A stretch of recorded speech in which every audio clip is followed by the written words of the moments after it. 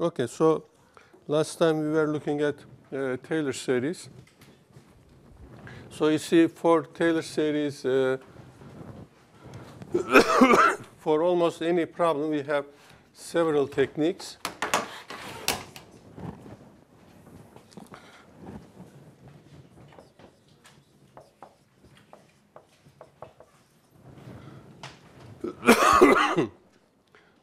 Okay, so if f is analytic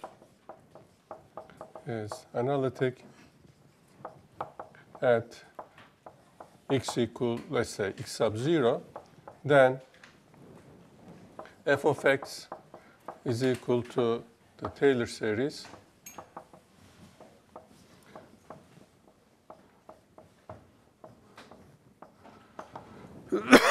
so this is the coefficient, the nth derivative of f, evaluated at x sub 0 with the understanding that 0th derivative means the value of the function there.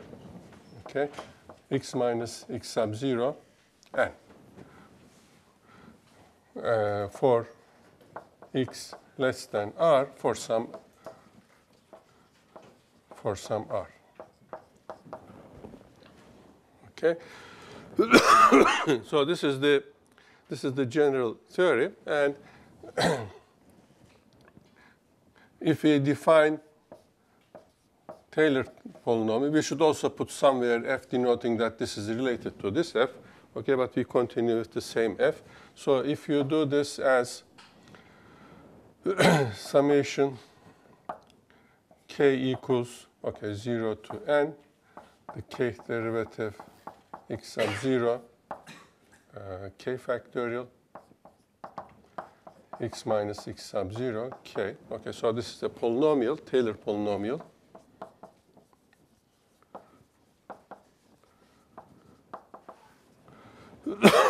So the idea in writing down Taylor series is, of course, not to use it because it involves infinitely many terms.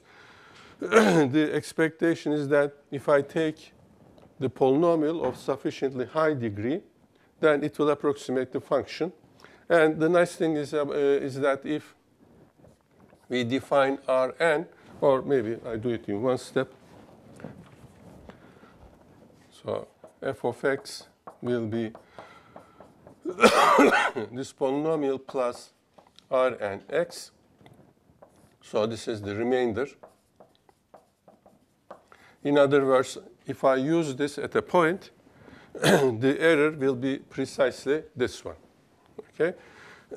And Taylor theorem says that Rn x is equal to the next derivative evaluated at some mysterious point divided by m plus 1 factorial x minus x sub 0 m plus 1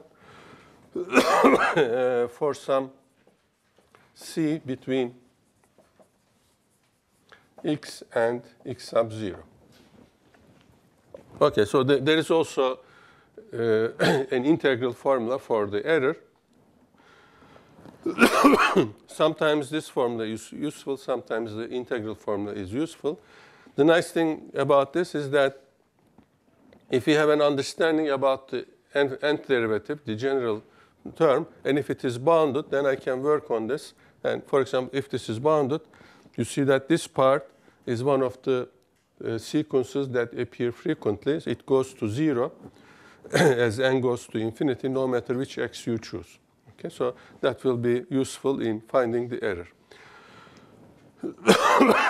And there is another method doing this. Sometimes what we are trying to do is find an upper bound for the error when we use a polynomial to approximate the function. Another way to find the error is using the alternating series.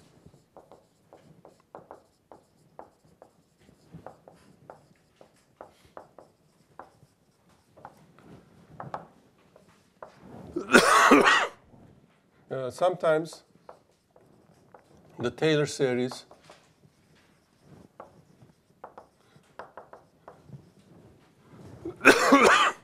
is an alternating series.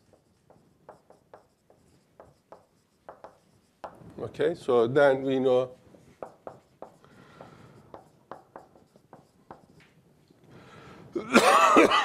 and we know that the error we make by using Tnx is less than the absolute value. Okay, so all of these are absolute value is less than the absolute value of the next term in the series. Okay. Again, this error is in absolute value. Okay. And in fact, if it is an alternating series, we know whether we are overestimating or underestimating. If the last term you used is a plus, then you overestimate the sum. If it is minus, then you subtracted something and you passed the actual value, so you are underestimating. And still another way to write the Taylor series is to use the geometric series. Okay, so there's a theorem which we mentioned but did not prove. It says, well, the proof is easy, but the idea is very strong. If you find two different ways to express f as a power series, then those power series are the same. You cannot express f as the sum of, okay, so you can, if you write f as a power series and the coefficients you put here is definitely this one. You cannot find other coefficients there. That's called the uniqueness of the Taylor series.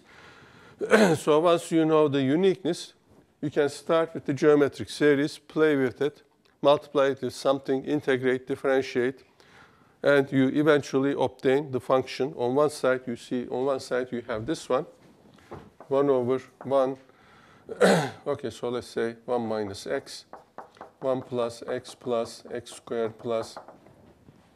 Okay, so on this side, whatever you do, you can do on this one. You multiply this with x, replace x with x squared minus x, integrate, differentiate. So on this side, you obtain a function. By playing carefully on this side, you obtain logarithm, arctangent, okay, so a few such things. And on the other side, since we have a theorem saying that you can do these operations on the power series term by term, you continue to have equations here. On this side, you end up, for example, with arctangent. And on the other side, you obtain a power series. You did not obtain this power series using this rule, but by playing with this thing. The uniqueness now says that the coefficients you have here are precisely these things. Okay?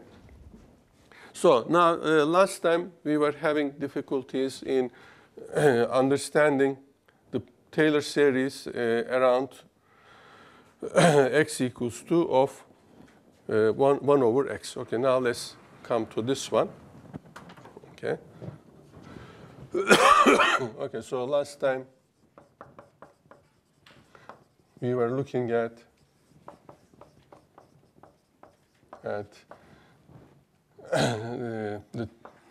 the Taylor series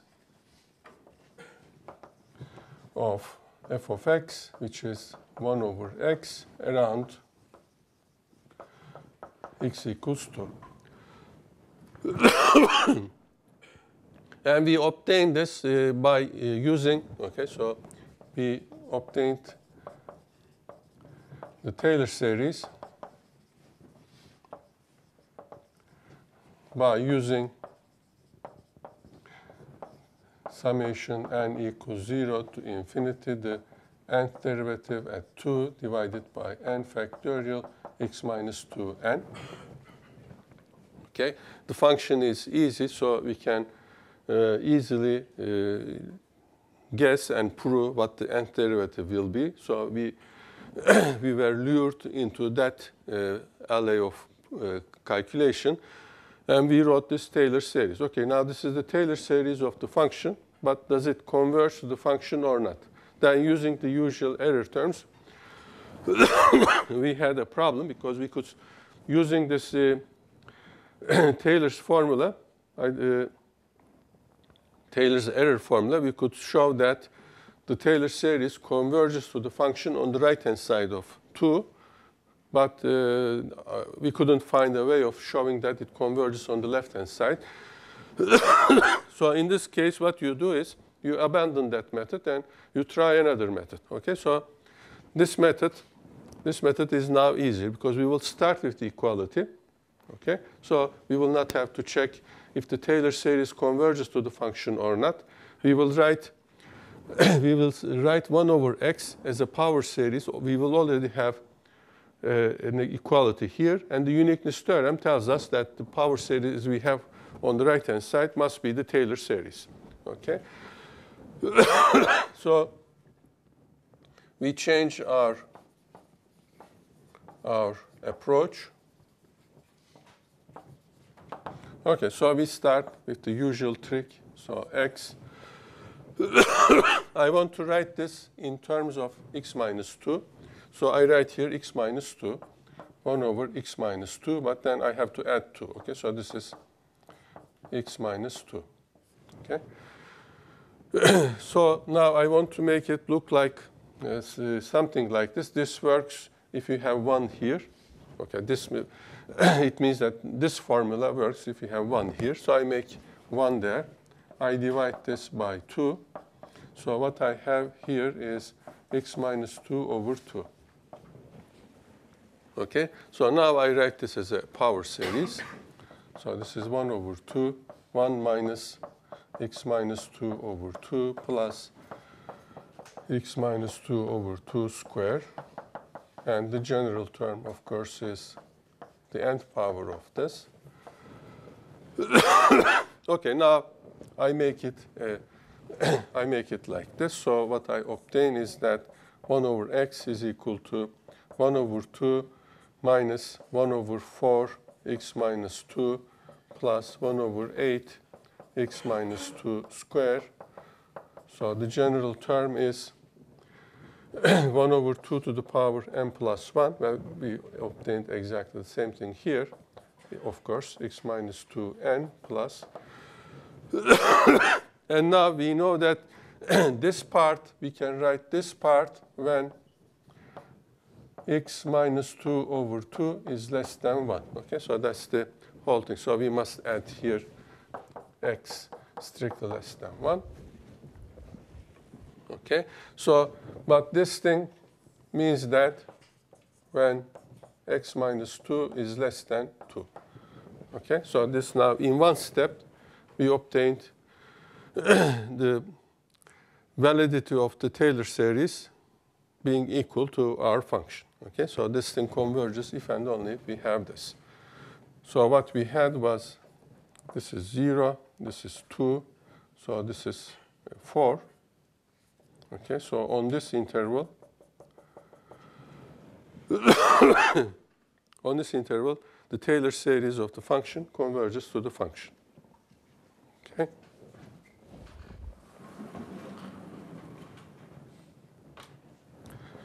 So, okay, let me give one more example. Okay, so another example. Another example demonstrating how we can play with the geometric series. Find the Taylor series or express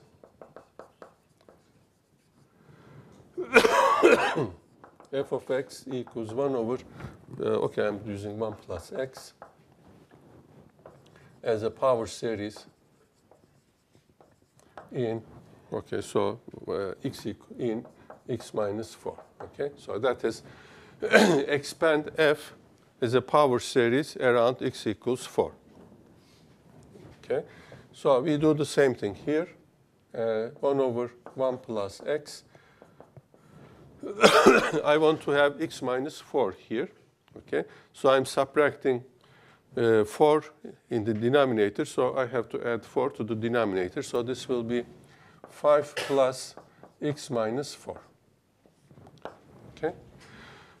Now again, the next thing is I want to make this 1 over 5. 1 over 1 plus x minus 4 over 5. Okay, so now it's clear that I can write the power series using geometric series if x minus 4 over 5 is less than 1 in absolute value. Okay, so this is when x minus 4 over 5 is less than 1. So I have this thing, 1 plus x minus 4 over 5 plus x minus 4 over 5 square, the general term being x minus 4 over 5 n. Okay. So I can write now this equals 1 over 5 and plus 1 over 5 square x minus 4, 1 over 5 to the power n plus 1, x minus 4n. Okay, so this is what we get. Shouldn't we have a minus 1 to the power? Yes, we should have alternating sum. Okay, so I have minus here. When there is a murmur in the class, I start checking my notes. That's definitely I made a mistake somewhere. Okay, so minus. So here I have minus n. Okay.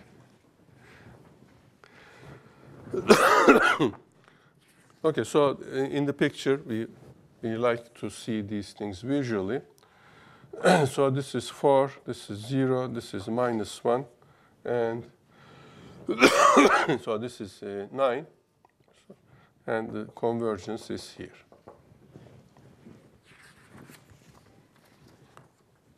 Okay, so any questions so far?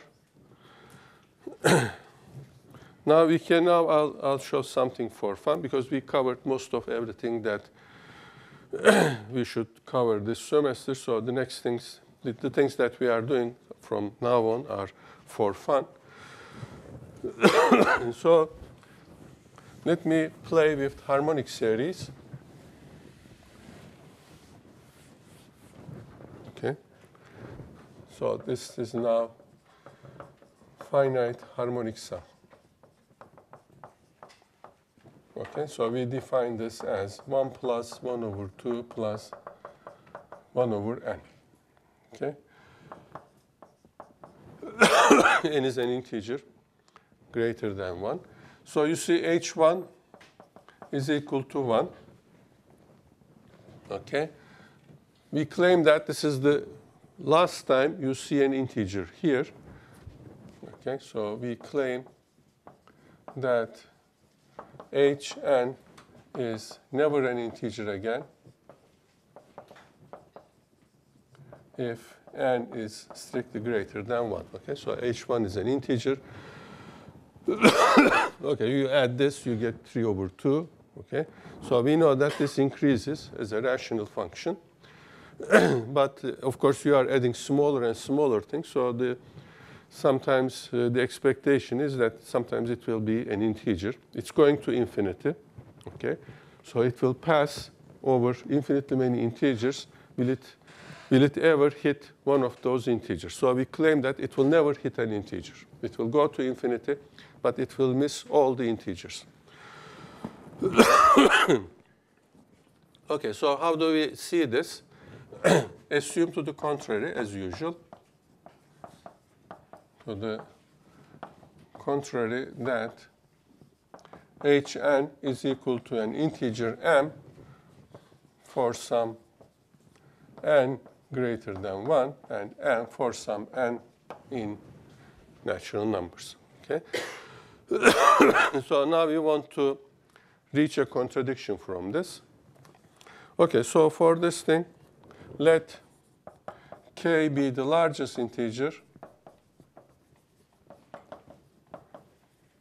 such that 2 to the k is less than or equal to n, this n. Okay. And let m be the product of all odd integers less than or equal to n. Okay, so you multiply 1, 3, 5, 7, etc. until n. Okay, so m is a odd integer, of course. So that will be our argument. We will show that an odd integer is equal to an even integer if we assume that hn is ever an integer. Okay, so now we want to look at, so take this, okay, so multiply both sides of hn equals m by 2 to the power k m. Okay, so we get 2 to the power k m hn equals 2 to the power k m small m. Okay, so right-hand side is an even integer. Okay, so we will show that the left-hand side is an odd integer. Okay, so let's calculate the left-hand side.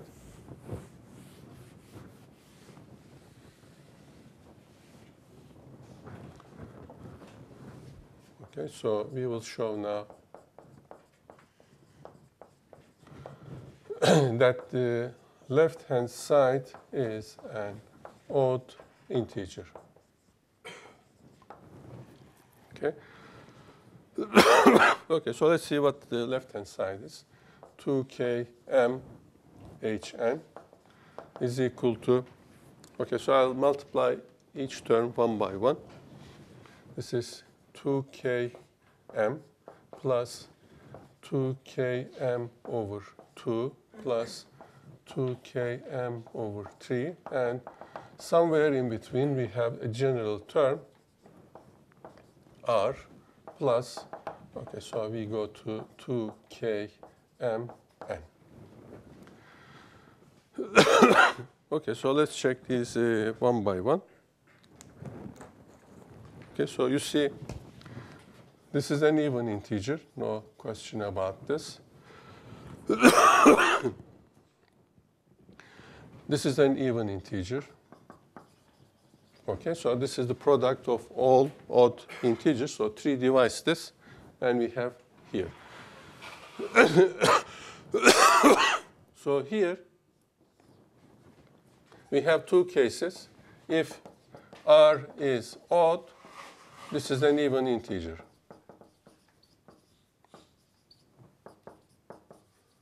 Okay, so in general, you look at these things. So here, this is divided by 1.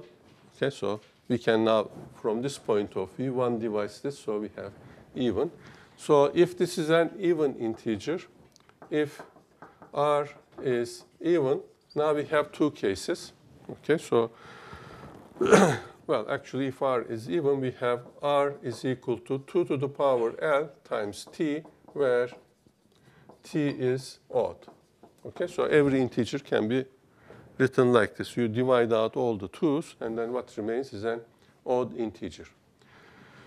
Okay, now we have two cases here. Okay, so one case is r is equal to 2 to the power k.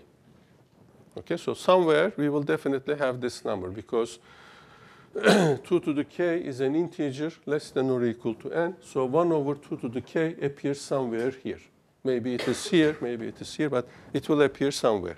Okay, so we have this particular case. Okay, then 2 to the k m over r is equal to, well, r is equal to 2 to the k, so this is equal to m. Okay, so this is an odd integer.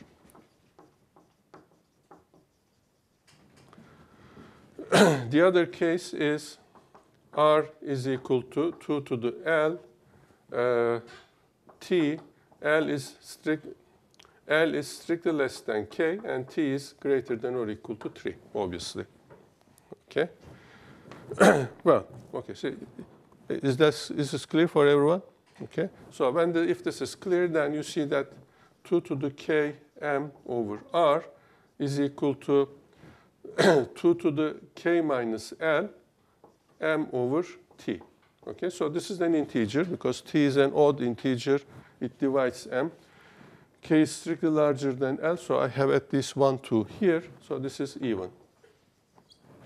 Okay, so our conclusion is that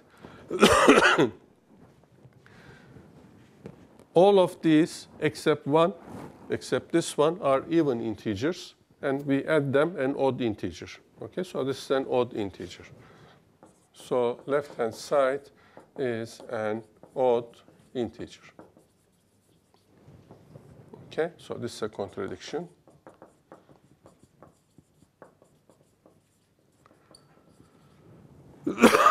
So the logical thing here is that you see why do you do these things? The philosophy behind this is that I have all the mathematical truth. Okay, we have a religious belief that everything is correct and consistent.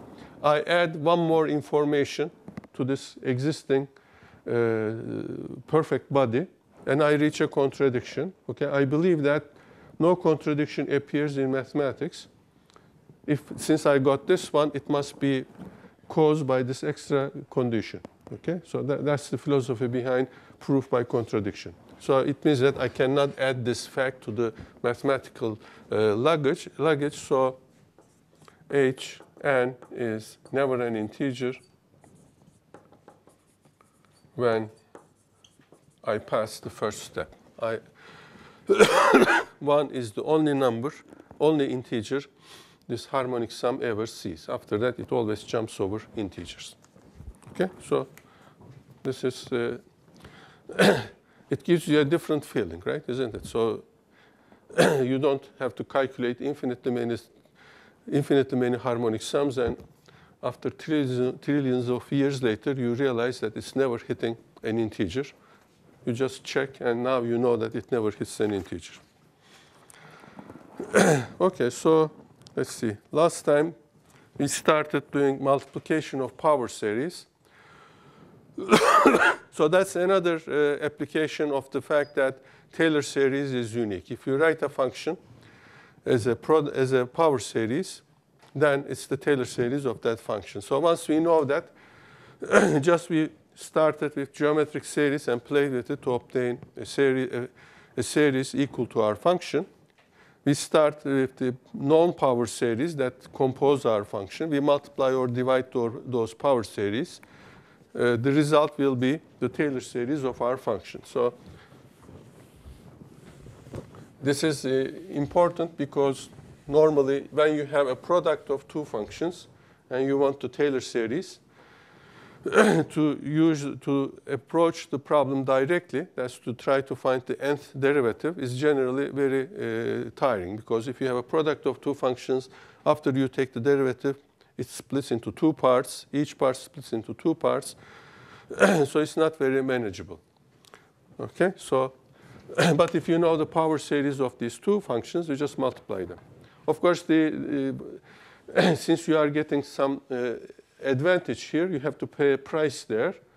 Okay, so there is conservation of suffering in mathematics. So the suffering here is that you don't generally understand the general term. If you want 5 terms, then you can get it. If you want 100 terms, you can use a computer, get the 100th term. But in most cases, you cannot guess what the general term will be. Okay, but that's okay. If you want the first 5 terms, you can just multiply them. Okay, so this is now the topic, multiplication of power series. So, okay, so the idea is this. I have A0 plus A1 x plus AN x plus etc. And here I have B0 plus B1 x plus these things. And the product will be something like this.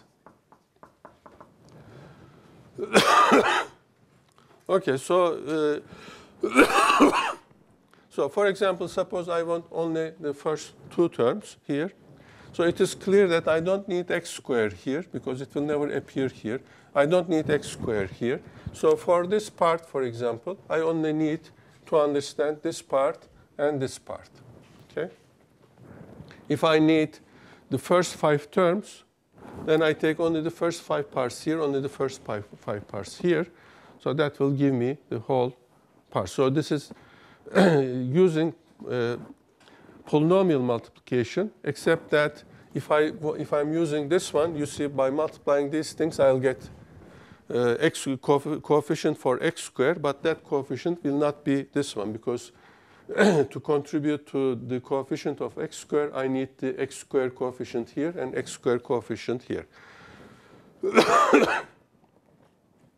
By multiplying those two things, you only stop here and you get the correct answer. So if you do this, it turns out that Cn is equal to A0 Bn plus A1 Bn minus 1 plus An B0. Okay, so this is the rule. So for example, as an application,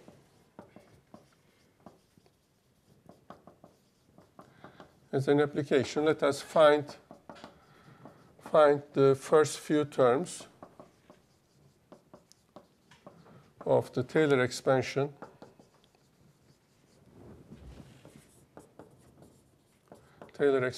of what is the function? E to the x times sine x. Okay. Here, well, e to the x is not bad, but still, you see the general term. I don't want to go into that. And one more note, I keep using the term Taylor expansion even when the expansion is around 0. These English language books make a big deal about this. They always call it the Maclaurin series if it is around 0. Okay, so we don't need to follow that tradition. So this is a Taylor expansion of x at x equals 0. Okay, so we write the power series of these things, and then we'll multiply them. So, okay, so let me do it here. E to the x is equal to 1 plus x plus 1 over, well, x over x squared over 2 factorial plus 3 factorial. Okay. Since I'm not attempting to find the nth term, I don't write the nth term. The first few terms are these. And sine x, this starts with x minus x cubed over 3 factorial plus x5 over 5 factorial minus, it goes like this. So I multiply these things. E to the x sine x. You see, there is no constant term. Okay, so one time this, well, there is a constant term, but it's 0. So 1 times 0 will be 0. There is no constant term. How can I get x? The only way I get x is multiply this and this. So there is only 1. How can I get x squared? The only way I get x squared is to multiply this by this. So I have x squared. How do I get x cubed? Okay, so I can get x cubed by multiplying this by this. This is 1 over 2. And then there's also x cubed here, but I get it by this. So this is minus 1 over 6 x cubed. Okay. So let's do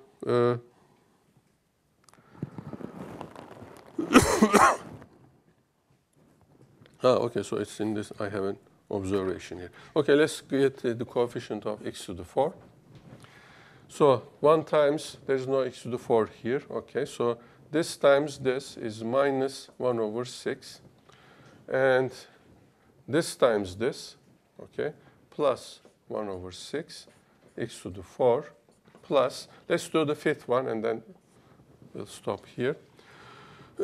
For the fifth one, I have this times this, 1 over 120.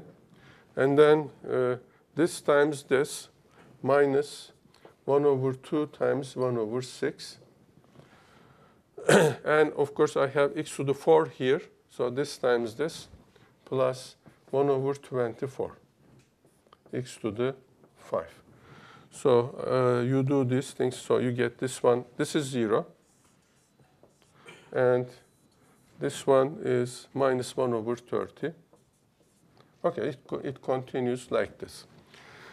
Now, while you are doing mathematics, you want to see some patterns. You see here, x to the power 0 has coefficient 0. X to the 4 has 0. So it looks like, well, just one example is enough to make a guess. If it is wrong, who cares? You don't tell anybody. Okay, but here there's some exciting thing to be discovered. Maybe the coefficients of the x to the power 4n is always 0. Okay, so let's check if that is the case. Okay. So you see, these are the things why you do mathematics, not to pass the class, because these will not show up in the exam, so we can listen to them without any stress. Okay. So this much observation is sufficient to make a conjecture. The coefficient of the multiples of 4 will be 0. Is it the case that the coefficient of x to the 4n is always 0? Okay, so this is the case when we found that, so we observed that this is the case when n equals 0 and 1. Okay, so we have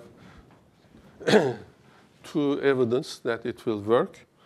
Okay, so we try to see what will happen. We have the expansion here, we have the expansion here, we know their general terms. How can we collect terms for the odd, or for the coefficient of 4 to the n? Okay. So I have here. So for example, of course, when you make a conjecture like this, you also check a few more cases that you can check. For example, if the coefficient of x to the 8 is different than 0, then we erase all of this and pass to a new topic. Okay? So check the coefficient of x to the 8. Another reason why you do such a thing is you write this very carefully, and you try to see a pattern. Can I now generalize it in the next step by looking at the coefficient of how I calculated the coefficient of x to the 8? Can I immediately write the coefficient of x to the 4n? Okay, that's our hope. That's why you do these things. Okay, so coefficient of x to the 8 is okay, so how do you obtain 8? I have all, as powers here, I have all the integers, but as powers here, I have only odd integers. Okay? So 8 will be, I will have 7 here. Okay, I can add something to 7, obtain it. Next I have 5. So I add 3 to that. Okay, then I have 3. Okay, so let's write this.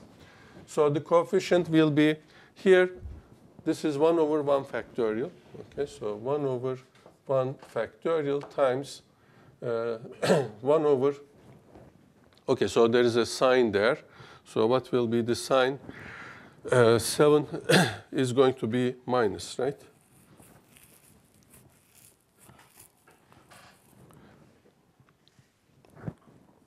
Okay, so I started from, apparently in my calculations I started here. So let me change this. So I have 1 over 1 factorial here. I have 1 over 7 factorial here. Okay, so that's what I'm writing here. And then I have here this minus 1 over 3 factorial. Minus 1 over 3 factorial. Now I have, in order to get 8, I have to add 5 to this. So this is 5 factorial. Plus now, okay, so now I have this one, 1 over 5 factorial times 1 over 3 factorial. And now I have this minus 1 over 7 factorial, minus 1 over 7 factorial times 1 over 1 factorial. That's the first thing. Okay, so we don't need to calculate this as we did over there. This is immediately 0. Okay, so So what happened is that you see this thing repeated with a different sign. This thing repeated with a different sign. Okay? So it's easy to see that these things will repeat with different signs, except that we have to check that there will never be an in between number here. Okay? So maybe if it was like this, then this cancels with this. Maybe there are million terms here canceling with million terms here, but if nobody cancels this, it will stay. Okay, so how can that happen? If I have an integer here plus another integer here, they add up, they add up to 4n. Okay, one of those integers must be odd, okay, because they are coming from here. I have an odd integer. Since I want to complete it to a multiple of 4, an even number, the other thing must be also odd. Okay, so here I will always have two odd integers, factorials of two odd integers adding up to 4n. Can they ever be equal? Can I have 5 factorial times 5 factorial adding up to 4n? Well, this is finger counting. This is not calculus. Two odd integers adding up to a multiple of 4, which means that you multiply two odd integers. No, you add two odd integers. Well, actually, since I don't want it to be canceled by something else, I want them to be the same. 2 times an odd integer is divisible by 4. 2 times an odd integer, okay? Because if I don't want 3 factorial times 5 factorial to be canceled, they must be the same. Because if they are different, it will show up on the other side with a different sign. So this must be like 5 factorial, 5 factorial. But in this case, 5 plus 5 is 10. So it will not be like this. Can I ever find an odd integer here, the same odd integer here, adding up to 4n? Yes, why? That's correct, but why? If we could find two odd integers that added to... Well, in fact, the same odd integer plus times 2 is... Times 2 cannot be divisible by 4. Yes. Because 4 should be divisible by 3. Yes, this is finger counting, as I said. All you have to do is to have some courage to make mistakes. Maybe if he said what he said would be wrong, so we will talk about it and we'll discover something more. So you must have courage to go ahead, do calculation. If it is wrong, you just erase it. We are not doctors, okay? So if doctors are very careful, because if they make a mistake, they cannot erase it. But here, you make a mistake, you throw the paper, start again. So the case is if they are the same, the only case that these things will not be canceled is when these two odd integers are the same. So 2 times an odd integer must be equal to 4n. Okay, so you cancel 2's from both sides. You have an odd integer equals 2n. Okay, so that cannot happen. So I will never have the same number repeating here. I will always have different numbers, and they will always cancel. Okay, so let's say this is the case. So in general, so this is how you do mathematics. Now we discovered. So in general, coefficient of x to the 4n will be something like this. Okay, so you start with 1 factorial 4n minus 1 factorial minus 1 over 3 factorial times 4n minus 3 factorial. So this keeps on going like this, and eventually you will have minus 1k. Of course, you don't write this in one step. You try lots of different things until you are satisfied. Then you throw all of them away and you write the result. Okay, so 2k plus 1 factorial, an odd number. And here you have 4n minus 2k plus 1 factorial. Okay, so but this one can be written. You just play with this thing, because I want to make it like 2 times something plus 1. Okay, so because that's our claim. I have an odd integer here, and then another odd integer here, which add up to 4n. So I just make it as follows: minus 1k over 2k plus 1. Okay, so I can see this is odd. And this one, let me see, I write 2 times 2n minus k minus 1 plus 1 factorial. Okay, so if you just multiply it out, it is this one. But I wanted to make it look like this. Okay, so if I have this term here, I will have also the other term, this thing. So you see these things increase in this way, and the other ones increase in this way. So if I have this term here, I will have somewhere also this term. So this is now the number. You see this k appeared here, so eventually this will appear here, 2n minus k minus 1. And here I will have this time this thing, 2n minus k minus 1 plus 1 factorial. And then this will, so going backwards, I will catch this one, 2k plus 1 factorial. Okay? So every time I have this, I will have this. And because of this 4n not dividing 2 times odd integer, I will always have these things. I will never have a single term. Okay, now let us look at the sign of this. The sign of this is equal to minus 1 times k plus 1. Okay, this is even. It doesn't change the sign. If k is odd, k plus 1 is even, etc. So the signs will be different, and they will cancel. Okay, so because of this, we will have 0. So the power of, yes?